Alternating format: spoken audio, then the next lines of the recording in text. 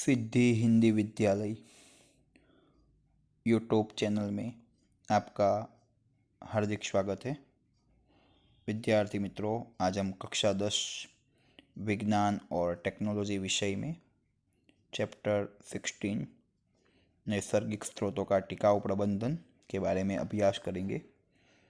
सर्वप्रथम बच्चों, इस चैप्टर्स के अंतर्गत कौन से पॉइंट्स आपको पढ़ने हैं।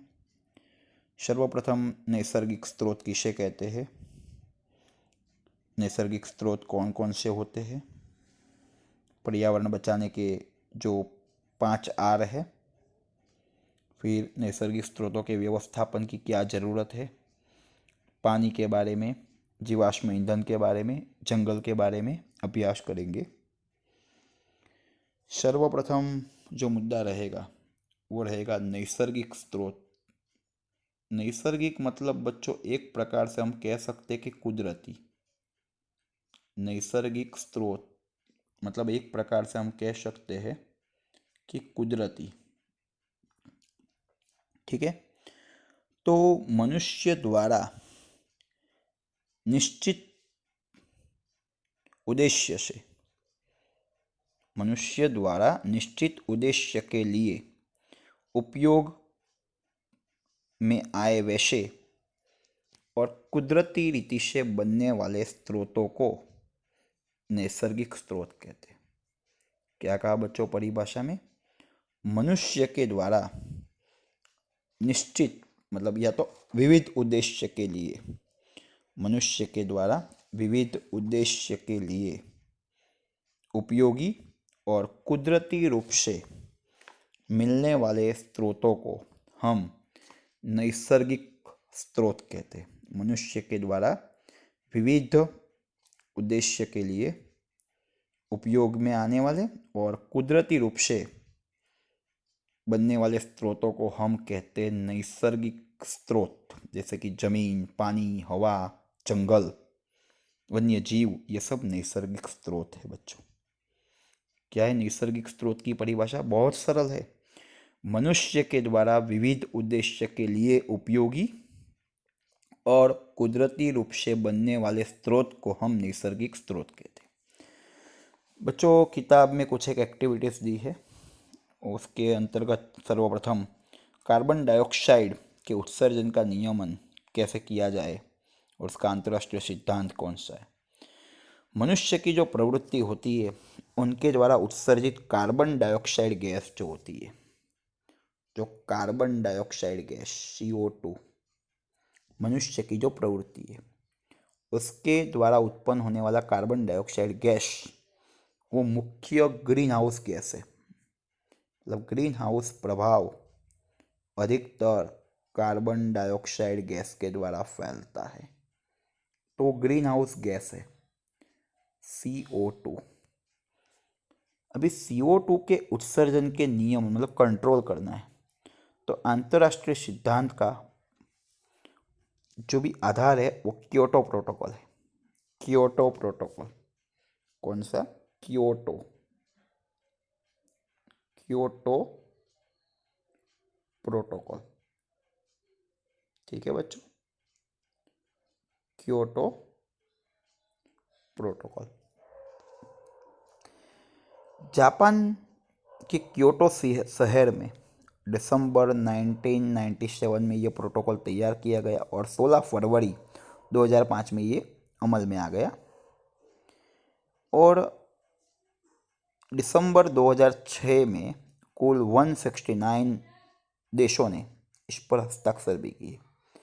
क्यों जरूरी है CO2 का नियमन, कार्बन डाइऑक्साइड का उत्सर्जन का नियमन क्यों जरूरी है?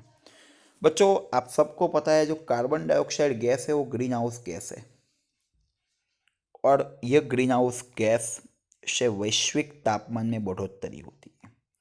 कार्बन डाइऑक्साइड जो गैस है वो ग्रीन हाउस गैस है और इस ग्रीन हाउस गैस के द्वारा वैश्विक तापमान में बढ़ोतरी होती है और इसके कारण जो हवामान है, जलवायु है, उसमें अनिच्छिक परिवर्तन होता है जो हमारी इच्छा के विपरीत होता है। बराबर, carbon dioxide gas green house gas है और उसके कारण वैश्विक तापमान में बढ़ोतरी होती है और जिसके कारण जो जलवायु होता है उसमें अनिच्छिक परिवर्तन होता है, मतलब कभी बरसात, कभी गर्मी, कभी ठंडी, अनबैलेंस्ड हो जाता है। इसीलिए CO2 का नियमन जरूरी है। और सबसे सरल कौन सा उपाय है CO2 को कंट्रोल करना है? तो एक ही उपाय है बच्चों कि जितना हो सके उतना वृक्षारोपण के कार्यक्रम को प्राधान्य देना चाहिए, वृक्षारोपण के कार्य को महत्व देना चाहिए। तो ग्रीन हाउस गैस मतलब कार्बन डाइऑक्साइड के अंतर्गत नियमन आएगा। वैश्विक तापमान मतलब क्या? तो ग्रीन हाउस गैसों का जो प्रमाण बढ़ने लगा है अभी, मतलब कार्बन डाइऑक्साइड, मिथेन गैस का जो प्रमाण बढ़ता है, वैश्विक तापमान मतलब जो ग्रीन हाउस गैस मतलब कार्बन डाइऑक्साइड, मिथेन, ये जो इसमें बढ़ावा होता है जिसके कारण वैश्विक तापमान मतलब पृथ्वी के औसत तापमान में बढ़ोतरी होती है, इसे हम कहते हैं वैश्विक तापमान में बढ़ोतरी या वैश्विक उष्णता।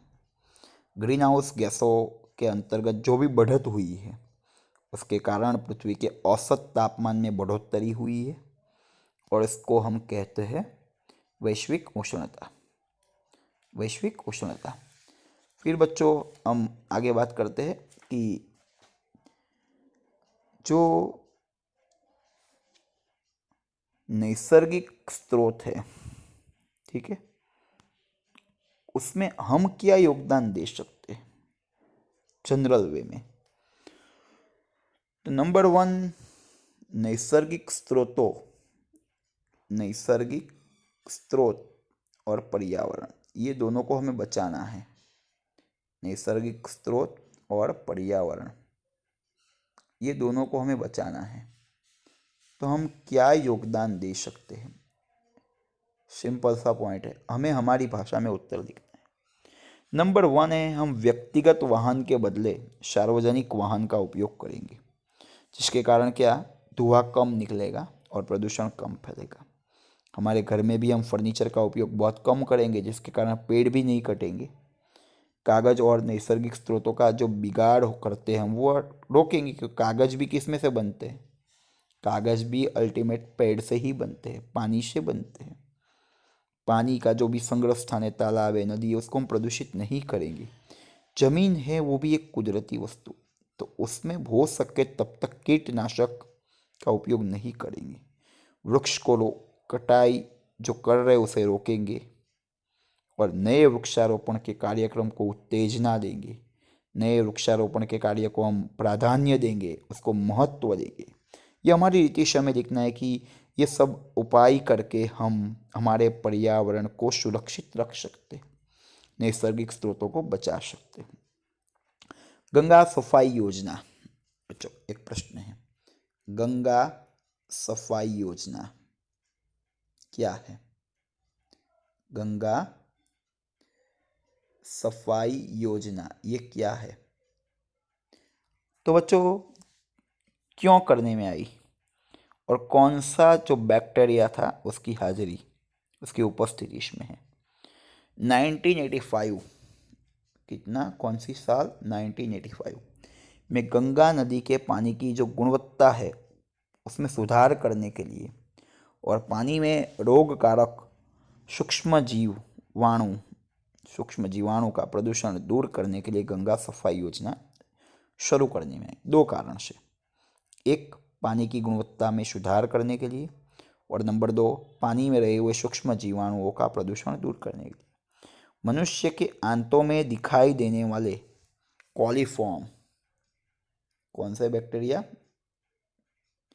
कॉलीफॉर्म, मनुष्य की आंतों में दिखाई देने वाले कॉलीफॉर्म बैक्टीरिया की पानी में उपस्थिति, ठीक है, मनुष्य की आंतों में दिखाई देने वाले कॉलीफॉर्म बैक्टीरिया की पानी में उपस्थिति और पानी इसके कारण रोगजन्य सूक्ष्म जीवाणु से प्रदूषित होता है वैसा वो सूचित करते हैं। मतलब हमारे आंतों में जो कॉलीफॉर्म बैक्टीरिया दिखाई देते हैं वो बैक्टीरिया वो गंगा नदी के पानी में थे, मतलब वो नदी के पानी में होंगे और उसके कारण वो पानी प्रदूषित होता है, वैसा हम कह सकते हैं। ठीक है, वो उसमें वो कॉलीफॉर्म नामक बैक्टीरिया की उपस्थिति थी और उसके कारण वो पानी प्रदूषित था। 1 अंक का सवाल है कि मनुष्य की आंतों में कौन से बैक्टीरिया होंगे? कॉलीफॉर्म। कौन से बैक्टीरिया? कॉलीफॉर्म। ठीक है, और दूसरी बात है कि बच्चों, तालाब का पानी कौन से कारण से एसिडिक होता है? तो एक ही कारण है, प्रदूषण। तालाब का पानी एसिडिक होने के पीछे का जो मुख्य पर्पस या मुख्य कारण है वो है प्रदूषण। जो तालाब के एसिडिक पानी में जलीय जीव सृष्टि का अस्तित्व होगा? नहीं होगा। वो जो उसके लिए बहुत खतरनाक साबित हो सकता है, क्योंकि उससे अ, लगभग पानी के जो सूक्ष्म जीव होंगे, जो जलीय वनस्पति, जलीय प्राणी होंगे, वो मर जाएंगे।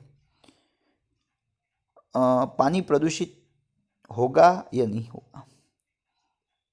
नल का पानी है वो प्रदूषित नहीं है, जो तालाब का पानी है वो प्रदूषित है, गंदा है।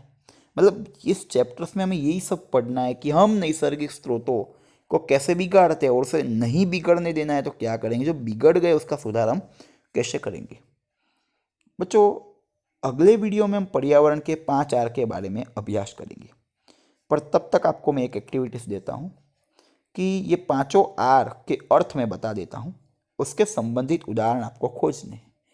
ये पूरे प्रश्नोत्तर में आपको यही लिखना है, आर का मीनिंग लिखना है और उसके रिलेटेड उदाहरण देने हैं। 5 आर के अंतर्गत पहला आर है रेडियूस। इस आर का अर्थ होता है कम करना, कोई भी वस्तु का कम उपयोग करना। दूसरा है रिसाइकल, मतलब पुनः चक्रीयकरण, मतलब वस्तु उपयोग में आ चुकी है उसमें थोड़ी बहुत प्रोसेस करके उसको दोबारा उपयोग में लेना। तीसरा है रीयूज, मतलब कोई भी वस्तु उपयोग में आ गई है उसको दोबारा उपयोग में लेना, कोई भी प्रकार की उसमें प्रोसेस नहीं करनी है। चौथा है रेफ्यूज, ना ही बोल देना है भाई हमें ये वस्तु का उपयोग नहीं करना है। और पांचवा है रिपर्पस, मतलब जो वस्तु का उपयोग करना है उसके उद्देश्य में परिवर्तन लाना, वस्तु के उपयोग के उद्देश्य में परिवर्तन लाना। इसका अगर आप उदाहरण लिखते हैं तो प्रश्न का जो उत्तर होगा वो ऑटोमेटिकली बन जाए, खाली आपको अर्थ समझने। पर्यावरण को बचाने वाले 5 आर है reduce, recycle, reuse, refuse and repurpose. Reduce का मतलब होता है कम करना। रिसाइकल का मतलब क्या होता है बच्चों? रिसाइकल का मतलब होता है पुनः चक्रीयकरण। तीसरा है रीयूज, रीयूज, रीयूज का मतलब क्या होता है बच्चों? दोबारा उपयोग करना। रिफ्यूज, ना ही बोल देना कि हमें उपयोग नहीं करना है। और फिर रिपर्पस, रिपर्पस का अर्थ होता है कि हमारे जो उपयोग है उसमें उसका उद्देश्य परिवर्तन करना।